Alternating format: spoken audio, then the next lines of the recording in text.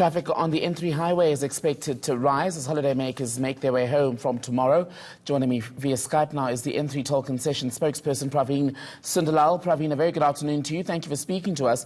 We'll get to the expected traffic flow for tomorrow, but how are things looking out there today?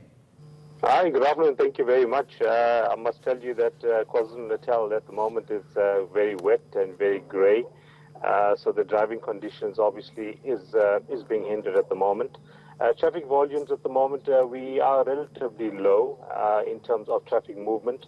It's an indication that the holidaymakers are still in the province, and it's also a good indication that tomorrow morning that we can expect heavy traffic volumes leaving the province and heading towards home. So yeah, we're expecting at least 2,500 to 3,000 vehicles an hour leaving KwaZulu-Natal while the rest of the country tries to get home. I've certainly not heard much about fatalities or collisions along that stretch of road, the N3, this Easter. Would one be right in saying that there appears to be a decline in the number of not just the crashes themselves, but the number of people who died? Absolutely, absolutely. We had a phenomenal weekend starting from Thursday, which is our peak period in terms of the Easter weekend. And I must say that our congratulations to the motorists. They have that they've adhered to what we've told them, mostly to obey the rules of the road. There was a lot of enforcement on the road. In terms of fatalities, we've had 0 fatalities, and that we cross fingers that this continues. I think that it's a good indication. And I think that we've got Big Brother out in the road in terms of the enforcement. We've got advanced medical support. We've got volunteer services, tow trucks. So this being the busiest route in South Africa has been well taken care of by the authorities from the 4 provinces. Apart from the presence of Big Brother, as you put it, law enforcement there along that stretch of road, is this something to do with perhaps with motorists being better behaved this year? Absolutely, absolutely. I was on the route on Thursday night and Friday morning, and you actually could see the change in the driver behavior, the driver patterns themselves. There were the odd drivers who were on the reckless side, but I think that they were severely dealt with. The authorities are focusing on roadworthy vehicles. They're also focusing on alcohol and substance abuse.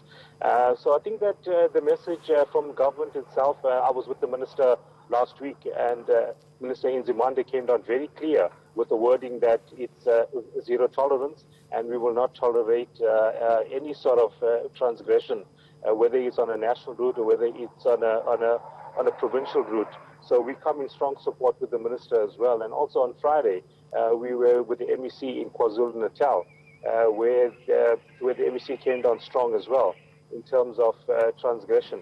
KwaZulu-Natal has been noticed in the past for zero tolerance, and I think now that the law enforcers are taking back control, which was supposedly lost over the years.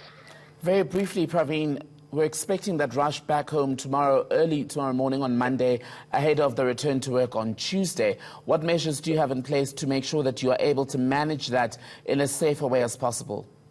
Yeah, we've got our toll plazas, which are operating at maximum capacity. That will be on the northbound carriageway, known as the westbound.